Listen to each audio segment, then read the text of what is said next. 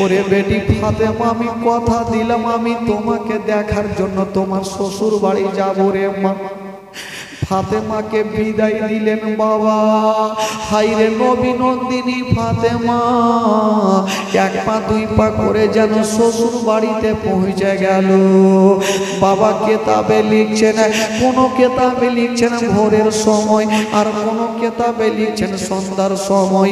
বলছেন ইয়া রাসূলুল্লাহ, ইয়া হাবিবাল্লাহ, নবী গো, আমি আপনার কাছে এসেছি আপনার বেটি ফাতেমার বিয়ের প্রস্তাব নিয়া। যেমন এই কথা বলতে নাই আমার নবীর জবান থেকে বেরিয়ে গেল আলহামদুলিল্লাহ রাব্বিল আলামিন। আমার নবী বলছেন আলী, আমি এই বিয়েতে রাজি হয়ে গেলাম। জোরে বলুন, রাজি হয়ে গেলাম। শেরে খোদা আলী বারকার নিঃশ্বাস নিয়েছে যে জান তো বাঁচলো, নবী রাজি হয়ে গেছে। এবার উমারে ফারুক আর আবু বকর সিদ্দিক অন্যদিকে মুখটা ঘুরিয়ে বসেছিল। শেরে খোদা আলী বলছে ভাই দেখছো নবী রাজি। তো আবু বকর বলছে আলী, আমরা জানতাম যে নবী আমাদের ভালোবাসে, কিন্তু আমাদের চাইতে বেশি তোমাকে ভালোবাসে। জোরে বলুন, এই জন্য রাজি হয়ে গেল। বাবা গো, এবার আমার নবী জিজ্ঞাসা করছেন আলীকে, আচ্ছা আলী তোমার কাছে কিছু আছে? বিয়ে তো দিব আমার বেটির সাথে, তোমার কিছু আছে? বলছেন নবী গো, আমার কাছে এমন জিনিস আছে অন্য জনের কাছে পাওয়া যাবে না। বলল কি?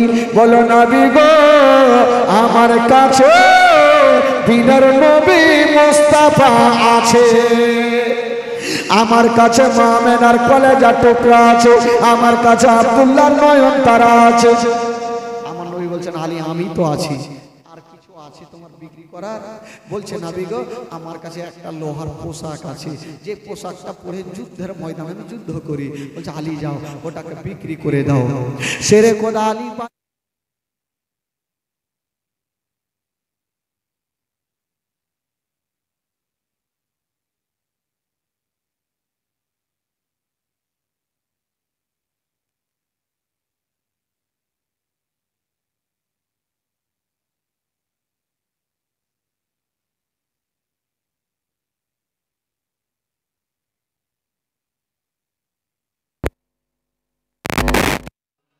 শেরে খোদা আলীর সঙ্গে ফাতেমার বিয়ে কমপ্লিট।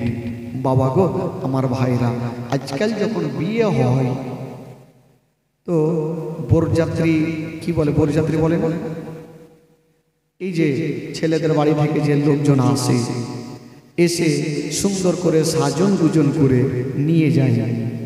শেরে খোদা আলী ঘরের কোণাতে বসে বসে কাঁদছেন আল্লাহ। শেরে খোদা আলী ঘরের কোণাতে বসে বসে কাঁদছেন আল্লাহ, আমি নবীর বেটি ফাতেমার সঙ্গে আমার বিয়ে হলো আল্লাহ। ওরে যুবকেরা, ঘটনা শুনলে মা চোখের পানি ধরে রাখা যাবে না মা।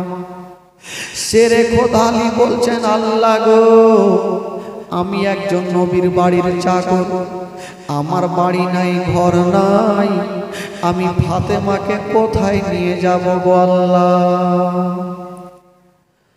ও যুবক বন্ধুরা, ও গো আমার মা বোনেরা, শেরে খোদা আলী ঘরের কোণাতে বসে বসে ডুবরে ডুবরে কাঁদছেন আল্লাহ। আজকে নবীর বেটি ফাতেমার সঙ্গে আমার বিয়ে, আমার বাড়ি নাই ঘর নাই, আমি ফাতেমাকে কোথায় নিয়ে যাব গো আল্লাহ?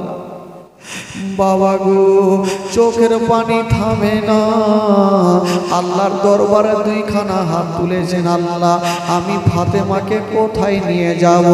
অত ইজ্জত মাত্তাসা, অত জিল্ল মাত্তাসা, ইজ্জতের মালিক আল্লাহ, জিল্লতের মালিক আল্লাহ।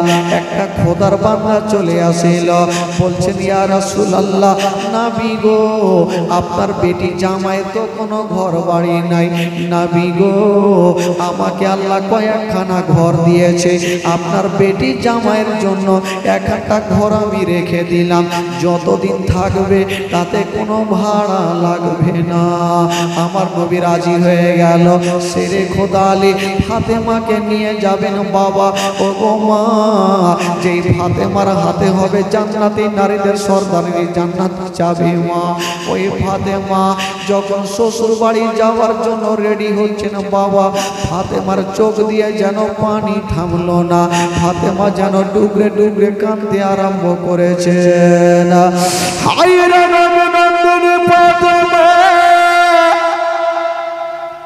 বাবা গো কাঁদতে আরম্ভ করেছেন।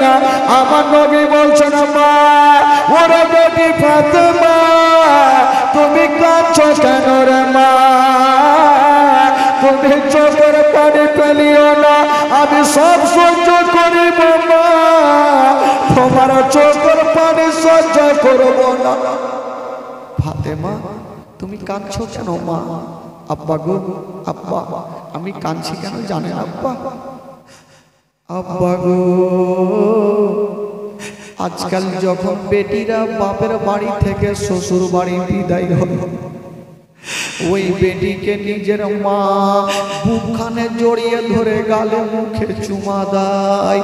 ফাতেমা বলছেন, আব্বা গো, আমার মা জগতে বেঁচে নাই আব্বা, আমি 7 বছর বয়সে আমি নিজের মাকে হারিয়ে দিয়েছি আব্বা, আজকে আমি বিদায় নিয়ে যাব। আজকে যদি আমার মা থাকতো আব্বা, আমার মা আমাকে বুকখানে জড়িয়ে ধরে সান্ত্বনা দিত আব্বা। আমার নবী বলেছিলেন, মা ওরে বেটি ফাতেমা, তুমি চোখের পানি ফেলিও না মা, তুমি কাঁদিও না রে মা, কাঁদিও না, আমি সব সহ্য করিব মা, তোমার চোখের পানি সহ্য করব না। ফাতেমা তোমার মা নাই তো কি রে মা? আমি তো তোমার আব্বা বেঁচে আছি। আজকাল প্রত্যেকটা বোন যখন শ্বশুর বাড়ি বিদায় নিয়ে যায় তখন বাবা কান্দে। কেমন কান্দে জানেন? খুশির কান্না কান্দে। কিন্তু ফাতেমা খুশির কান্না না, ফাতেমা দুঃখের কান্না কাঁদছে। আল্লাহ, আমার তো মা নাই, আজকে যদি আমার মা থাকতো, আমাকে মা বুকখানে জড়িয়ে ধরে গালে মুখে চুমা দিত। ওরে যুবকেরা, পৃথিবীতে আপনি সব খুঁজে পাবেন গো, কিন্তু মার মতো একটা মা খুঁজে পাবেন না। যার মা নেই তার জগতে কিছু নেই বাবা। মা ফাতেমা যেন কাঁদছে। আমার নবী ফাতেমার হাতখানা ধরে বলছেন, ফাতেমা ওরে বেটি ফাতেমা, আমি কথা দিলাম আমি তোমাকে দেখার জন্য তোমার শ্বশুর বাড়ি যাব রে মা। ফাতেমাকে বিদায় দিলেন বাবা। হাইরে নবী নন্দিনী ফাতেমা 1 পা 2 পা করে যেন শ্বশুর বাড়িতে পৌঁছে গেল। বাবা কেতাবে লিখছেন, কোন কেতাবে লিখছেন ভোরের সময়, আর কোন কেতাবে লিখছেন সন্ধ্যার সময়।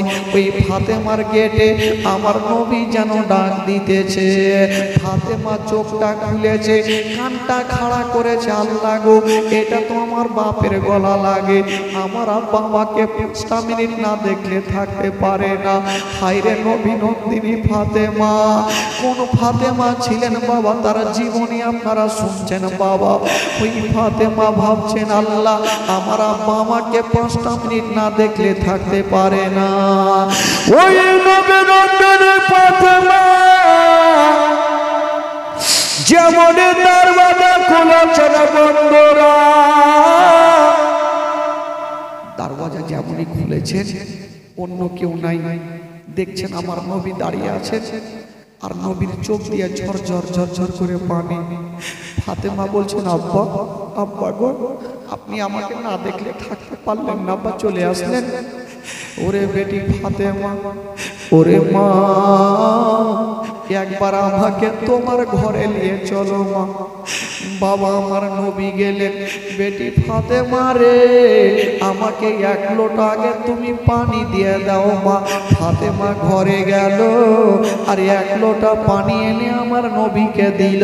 ওই পানি খানা নিয়ে আমার নবী একটা দম ফুঁক মেরে দিয়া হালকা পানি নিয়ে ফাতেমার সিনাতে ছিটা মারলেন। বাবা শেরে খোদা আলীকে ডাক দিলেন, ওনার চেহারাতে ছিটা মারা হইল। আমার নবী বলছেন ফাতেমা এবার আমি চললাম রে মা। যেমন এই কথা বলেছেন ফাতেমা তো যারা দাঁড়িয়ে থাকতে পারলেন না, কাঁদতে কাঁদতে যেন মাটিতে বসে গেল। আমার নবী বলছেন বেটি বেটি আমি যেতে চাইলাম মা, তুমি কেন কাঁদতে লাগলি মা? ফাতেমা বলছেন আব্বা গো, আব্বা আব্বা গো আপনি যেতে চাইলেন আব্বা, তাই আমার চোখের পানি থামলো না গো আব্বা। বললো কেন রে মা? বলছেন আব্বা গো আপনি আপনি আজকে চলে যাচ্ছেন আব্বা, যদি আমার মা বেঁচে থাকতো আব্বা আর মা যদি বেটির বাড়িতে আসতো তবে আমার মা আমাকে বুকে করে নিয়ে একটা রাত আমার বাড়িতে থাকতো আব্বা। আমার মা জগতে নেই বলি আমার দুনিয়াতে কিছুই নেই গো আব্বা। আমার নবী বলেছিলেন ফাতেমা রে বেটি তুমি চোখের পানি ফেলিও না, তোমার একটা গরিবের সঙ্গে বিয়ে দিয়েছি তার জন্য কি তুমি কাঁদছো রে মা?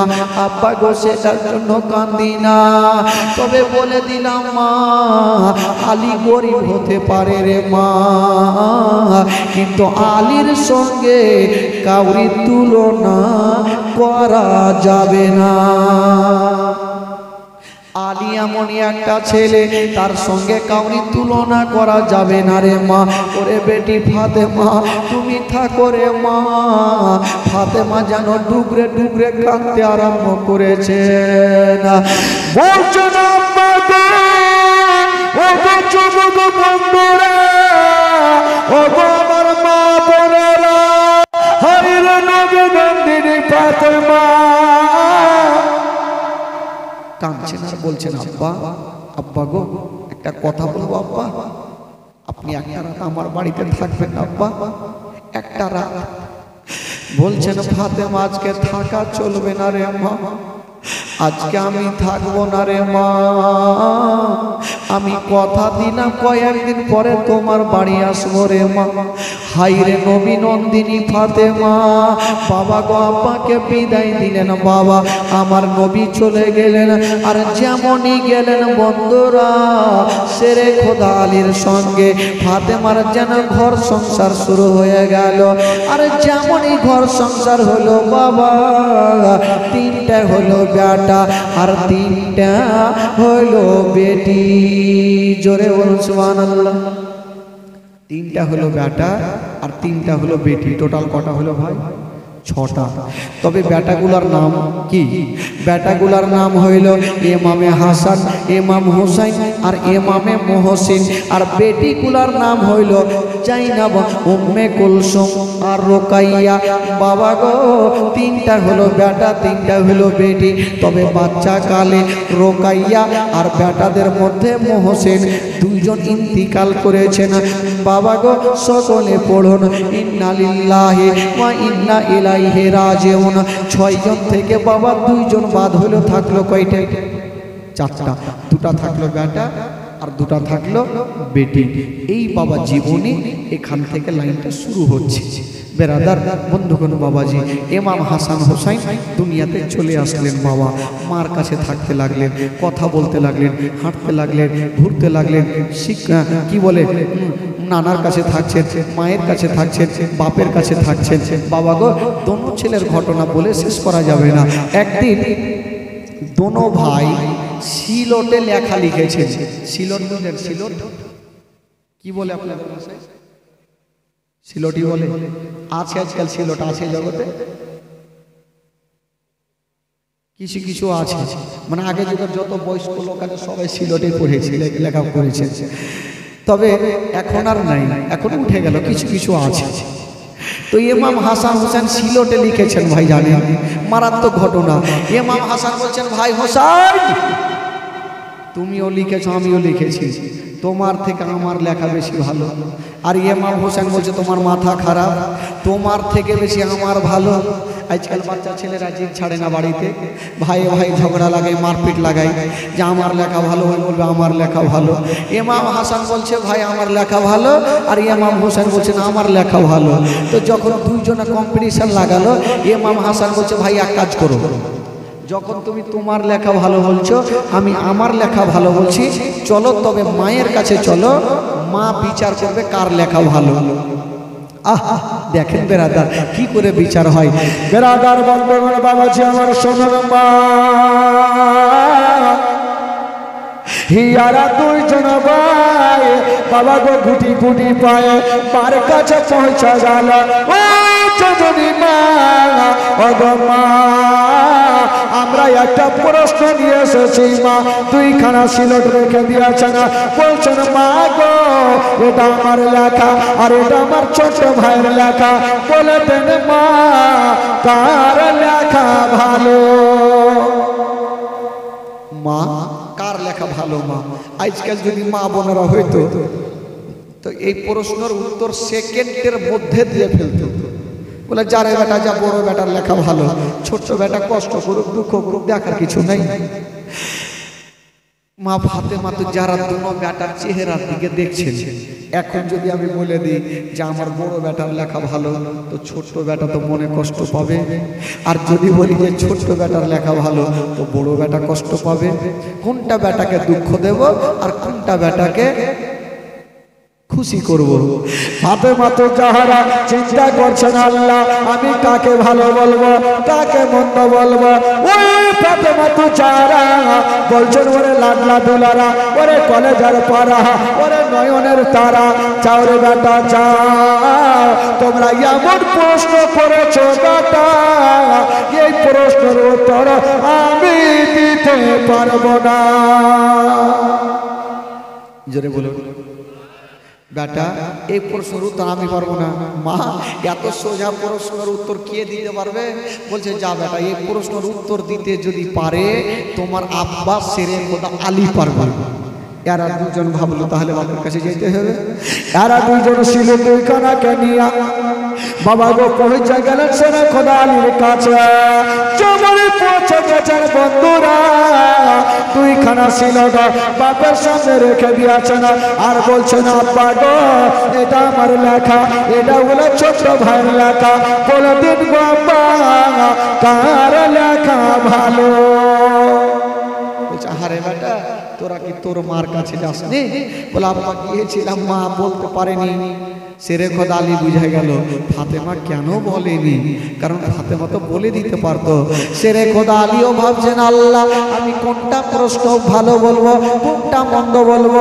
বলছেন বেটা রে তোমরা যেই প্রশ্ন করেছো বেটা, এই প্রশ্নের উত্তর আমি দিতে পারবো না। না পাকে পারবে? বললো বেটা রে এই প্রশ্নের উত্তর যদি দিতে পারে তবে একজনই পারবে, সেটা হইল তোমার নানা নবী মুস্তাফা। জোরে বলুন তোমার নানার কাছে চলে যাও। এরা দুইজন ভাই চিন্তা করছেন এত হালকা প্রশ্ন করেছি, না মা উত্তর দিচ্ছেন না আব্বা উত্তর দিচ্ছেন, এবার নানার কাছে যেতে হবে। চলো তাহলে। এরা দুইজন ছুটে গেল, নানার সামনে সিলট রেখে দিয়েছে। নানা গো নানা, নানা এটা আমার লেখা আর এটা আমার ছোট্ট ভাইয়ের লেখা, নানা কোনটা লেখা ভালো বলেন? আমার নবী মুস্তাফা। আচ্ছা বলুন তো ভাই এই প্রশ্নের উত্তর আমার নবী দিতে পারবে কি পারবে না? জোরে বলুন পারবে কি পারবে না? এমন কোন পৃথিবীর প্রশ্ন নাই যা আমার নবী উত্তর দিতে পারবে না। আমার নবী মুস্তাফা চিন্তা করছেন আল্লাহ এখন যদি আমি বড় নাতির লেখা ভালো বলি আমার ছোট নাতি কষ্ট পাবে, আর যদি ছোট নাতির লেখা ভালো বলি আমার বড় নাতি কষ্ট পাবে। আল্লাহ আমার কোন নাতিকে আমি দুঃখ দেব না। আমি কাউকে দুঃখ দিতে পারবো না, কোনটা ভালো বলবো কোনটা খারাপ করব। আমার নবী মুস্তাফা একটু মাথাটা নিচা করে আছেন বাবা, আমার মহান আল্লাহর অর্ডার হয়ে গেল। আল্লাহ বলে জিবরাইল দেরি করো না, তাড়াতাড়ি করে চলে যাও, আমার নবীকে জানিয়ে দাও, আমার নবীকে বলে দাও যে আমার নবী যেন লটারি করে। আমার নবীকে বলে দাও যে 3টা গুলি ওপরে উড়াবে আর 2খানা সিলট নিচে থাকবে, যার সিলটে 2টা গুলি পড়বে তার লেখা ভালো, আর যার সিলটে 1টা পড়বে তার লেখা ভালো নয়। তাই করেছেন বাবা আমার নবী মুস্তাফা। 3টা গুলি নিয়েছেন বাবা, আর দোনো নাতিকে সামনে রেখে দিয়েছেন, আর বলছেন নাতিরা এই যে আমার হাতে কটা গুলি? না না 3টা গুলি। বলছে আমার নাতিরা এই 3টা গুলি আমি ওপরে চালাবো, যার সিলটে 2টা পড়বে তার লেখা ভালো, আর যার সিলটে 1টা পড়বে তার লেখা ভালো নাই। এরা দুজন চিন্তা করছে কি যে হবে, কি যে হবে। আমার নবী পাক 3টা গুলি চালিয়ে দিয়েছেন বাবা। ইমাম হাসান দেখে বলছে ওরে গুলি রে আমার সিলটে 2টা আই। আর ইমাম হোসেন বলছে আমার সিলটে 2টাই। 3টা গুলি বান বান করে ঘুরছে বাবা, সিলটে পড়ে না। হঠাৎ করে দেখা গেল 1টা গুলি বাবা গো ইমাম হাসানের সিলটে পড়ে গেল, আর 1টা গুলি ইমাম হোসেনের সিলটে পড়ে গেল, আর 1টা গুলি হাওয়ার গতিতে হিলতেছিল। 1টা গুলি কিন্তু পড়ে না, ওই গুলিটা বান বান করে হাওয়াতে ঘুরছে। ইমাম হাসান বলছে ওই আমার সিলটে আই, আর ইমাম হোসেন বলছে খবরদার না আমার সিলটে আই। গুলিও টেনশনে পড়ে গেছে আমি উঠে যাব। এখন যদি ইমাম হাসানের সিলটে যাই ইমাম হোসেন কষ্ট পাবে, আর ইমাম হোসেনের সিলটে যাই ইমাম হাসান কষ্ট পাবে। আর তারা যদি কষ্ট পায় তবে আমার নবী কষ্ট পাবে, আর নবী নারাজ হয়ে যায় আল্লাহ নারাজ হবে, আর আল্লাহ নারাজ হয় তবে জান্নাত আর পাওয়া যাবে না। গুলি বান বান করে ঘুরতেছিল বাবা গো, তার বিচারটা কি হবে? আমার আল্লাহ বলছেন জিবরাইল দেরি করো না, তাড়াতাড়ি করে চলে যাও। আল্লাহ গো কোথায় যাব? বললো যাও যেই গুলিটা ঘুরতেছে ওই গুলিটাকে তুমি যাও 2 খণ্ড করে দাও, হাঁপাহাঁপি করে দাও, আর অর্ধেকটা করে 2খানা সিলটে দিয়া দাও। ও যুবক বন্ধুরা, ওগো আমার মা বোনেরা, জিবরাইল আমিন ফেরেশতা চলে আসলেন। যেই গুলিটা ঘুরতেছিল বাবা গো 2 খণ্ড করে দিল, অর্ধেকটা ইমাম হাসানের সিলটে, অর্ধেকটা ইমাম হোসেনের সিলটে। আমার নবী বলছেন ওরে আমার নাতিরা আমি তোমাদের বলে দিলাম তোমাদের 2 জনেরই লেখা একই সমান। জোরে বলো তোমাদের 2 জনেরই লেখা একই সমান। দোনো নাতি খুশি হয়ে গেল যে আমার নানা ভালো বিচার করেছে। 1.5খানা করে গুলি 3খানা হয়ে গেল। গুলিও চিন্তা করছিল এই বিচার যদি না হইতো তাহলে তো মুশকিল ছিল, কারণ কোনটা সিলটে যাবো এরা 2টা চিন্তা করছিল। বেরাদার বন্ধুগণ, এটা হচ্ছে আমার নবীর বিচার। আমার নবীর দরবার থেকে কোনোদিন কোনো প্রশ্ন ঘুরে যেতেন না বেরাদার বন্ধুগণ, বাবাজি আমার। এই জন্য তো আমার নবী পাক বলেছেন ইমাম হাসান হোসেন হচ্ছেন আমার দেহের টুকরা। জোরে বলুন সুবহানাল্লাহ। আমার দেহের টুকরা। আমার নবী দোনো নাতিকে এত ভালোবেসেছেন বাবা বলার নাই। বেরাদার বন্ধুগণ, বাবাজি আমার শোনেন মা বাবা গো। আচ্ছা একটা কথা বলেন তো, আপনারা এই গ্রামে কোনোদিন ইমাম হাসান হোসেনের জীবনী শুনেছেন? বলে শুনেননি? যারা যারা শুনেননি একটু হাত তুলে দিন।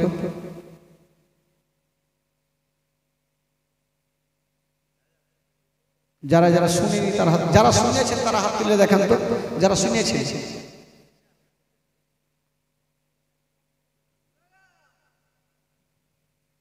সবাই তো শুনেছেন, কিন্তু হাত তুলতে যে আপনাদের কেমন লাগে, ভয় লাগে নাকি?